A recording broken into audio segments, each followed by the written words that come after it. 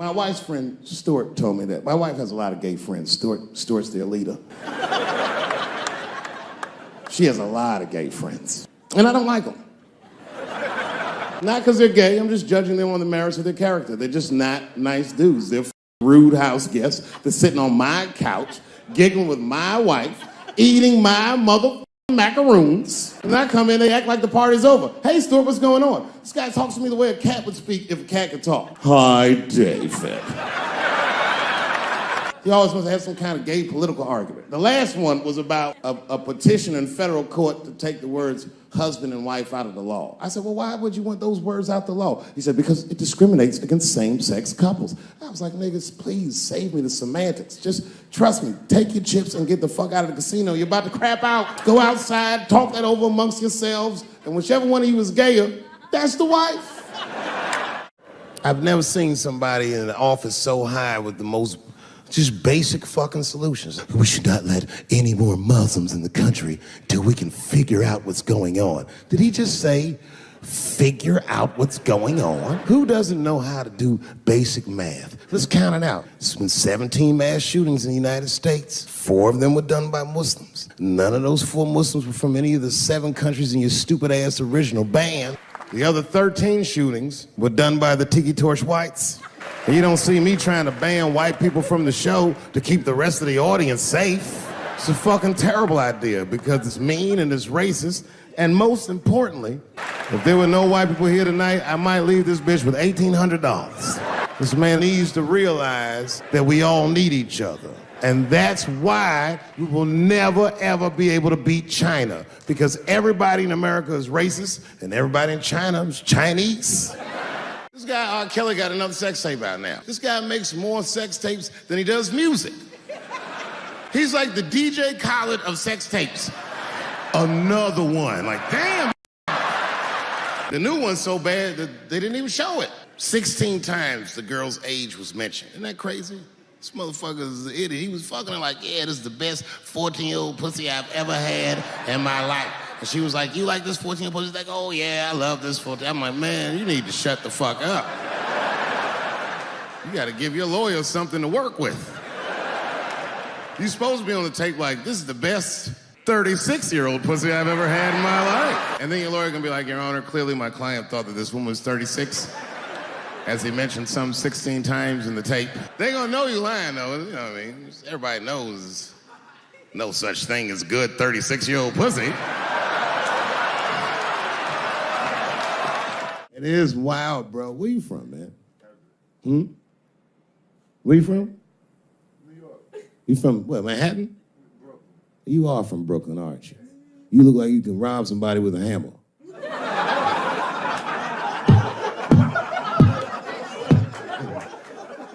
Brooklyn niggas rob you with shit they find around the house. I just got stabbed with a toothbrush. This nigga must be from Brooklyn. I'm fucking around. I think, okay, again, of all those letters, the T has the toughest road ahead. In fact, I think the T should stand for tough road ahead. They've got the longest mental gap to bridge. That's all I'm saying. Because, you know, whenever I see one of them T's on the street, I don't mind them, but I'll be like, man, I miss Bruce. I'm sorry, guys. I'm 42. I remember Bruce Jenner. Before the Kardashians, before all that, this motherfucker was a white American superhero. It was amazing. He was beating Africans at track and field. We'd never seen anything like it. He was on my cereal box growing up. You know how much of that cereal I ate, nigga? I didn't know he was gonna do that. I knew before you guys knew. I heard things on the street in Hollywood. You know, you just be out, see people. Hey, what's up, Kanye? Why the long face? Nigga, you'll see. I got 2 mother-in-laws now. There was a big dance coming up in the middle school. I was 12 years old. I said, Dad, can I go to the dance? He said, of course you can go to the dance. I want you to get out and meet some more kids. I said, great. It costs $3 to get in. And my dad said, ooh, sorry, son, I don't have it. I was like, what the fuck? You don't have $3? Well, then how are we alive, Dad? Dad said, if you want to go to the dance bad enough, I'll tell you what, if there's some money in the change jar, get the money from there. I was 12 years old. That's what I did. I showed up to the dance early. There's a long line of kids waiting behind me while I'm at the door trying to count out 300 pennies to get inside. I will never forget this shit as long as I fucking live. Oh, man, you know, if you've been poor, you know what that feels like. You ashamed all the time. Feels like it's your fault. And all them kids was laughing, ha, ha, ha. Look how poor Dave Chappelle is. Like, when I think back at it, that's really the only time in my life that I ever thought to myself, I should kill everybody at school. No, this is what I mean. Okay, look, okay, you're an Asian dude. No, I say this with no disrespect, but we're all Americans, right? And we can agree that America has a huge body count all over the world, but nowhere more than Asia. Literally, if you look at history, recently, we have bombed the masculinity out of an entire continent. We dropped 2 atomic bombs on fucking Japan, and they've been drawing Hello Kitty and shit ever since. There's a lot of lady boys in the wake of our bombs, and I know these things because my wife is Asian. She's Filipino. All right, well, okay, so that explains it. Now you know why you see me at all those Filipino events. I'm not there picking up pussy, I'm dropping some off.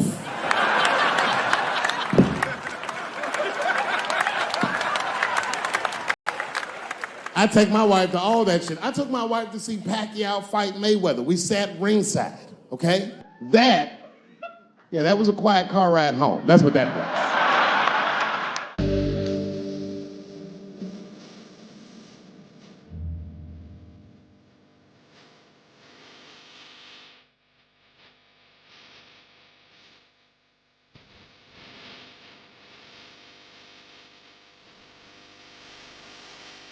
That's my problem. I can't handle pressure. Sometimes pressure make me talk different. I'm serious. You ever have like that social pressure? You ever talk to somebody who's fake and they make you fake? Like, they come to you like, hey, how you doing? You're like, fine, how are you? And you're like, I don't even talk like that. I get sick of that shit. I do, it just makes me sick. Sometimes I'll talk crazy just to make myself feel better. You ever do that? Just start talking like crazy. Like, you ever hear this voice? Man. That's how bad guys used to talk in the 40s.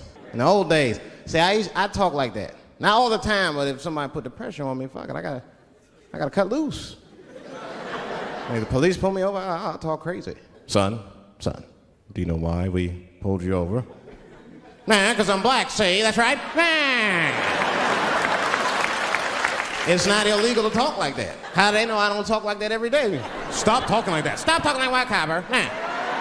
I see my age in my children. I came home from the road. This is not long ago. I've been gone for, if you can picture, I was gone for weeks and weeks. And when I came back, nobody was home. Now, one person in my family thought that maybe I'd like to see them when I got back. Like, they knew when I was coming back, but they just weren't home. And that shit was a wake-up call. But an empty house, that's some cold shit. And I went into my oldest son's room. I was like, hello? He was gone. And I'd never done this to him before, but for some reason I just did it. I just looked through his shit. Just to see who this motherfucker was becoming.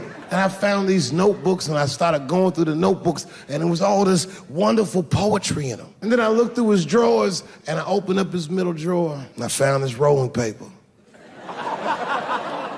And I looked down at them papers like, oh, that's where that poetry's coming from. I'm doing a show somewhere, and I'm on stage, and I was a little drunk, you know. I figured to be safe, because, you know, everybody's phones are locked up. And I went in on this kid. I was talking all kinds of shit. Now, I didn't know that there was a journalist in the audience. Took impeccable notes. He told everybody everything I said. He was even putting the jokes in the headline. The headline said, Dave Chappelle says he wants to smash a dollhouse over Juicy Smouye's head. And I thought for sure when I read that headline, I said, well, that's it for me. I'm canceled. Yo, let's talk about a real issue at hand. Trash piling up, it's time to take a stand. From plastic bottles to styrofoam cups, our planet's drowning, it's time to wake up. Garbage trucks roll, streets lined with waste, but where does it go? It's not a race to the landfill, a mountain of despair, but we can change course, show that we care. Trash talk, it's more than just words. It's about actions, the change we deserve. Reduce, reuse, recycle. That's the plan for a cleaner, greener earth. Let's take a stand. Trash talk, it's more than just words. It's about actions, the change we deserve. Reduce, reuse, recycle. That's the plan for a cleaner, greener earth. Let's take a stand. Single-use plastics, they gotta go. From straws to bags, it's time to say no.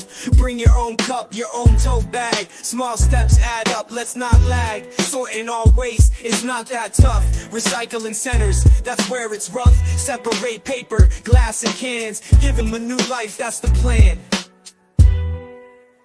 Trash talk, it's more than just words. It's about actions, the change we deserve. Reduce, reuse, recycle. That's the plan for a cleaner, greener earth. Let's take a stand. But it's not just about the stuff we toss. It's about the mindset, there's no loss. Composting food waste, it's a win. Turning scraps to soil, let's begin. Educate the masses, from young to old. The future's at stake, let the story unfold. For the sake of our planet, our home sweet home. Let's clean up our acts, together we roam. Trash talk, it's more than just words. It's about actions, the change we deserve. Reduce, reuse, recycle. That's the plan for a cleaner, greener earth. Let's take a stand.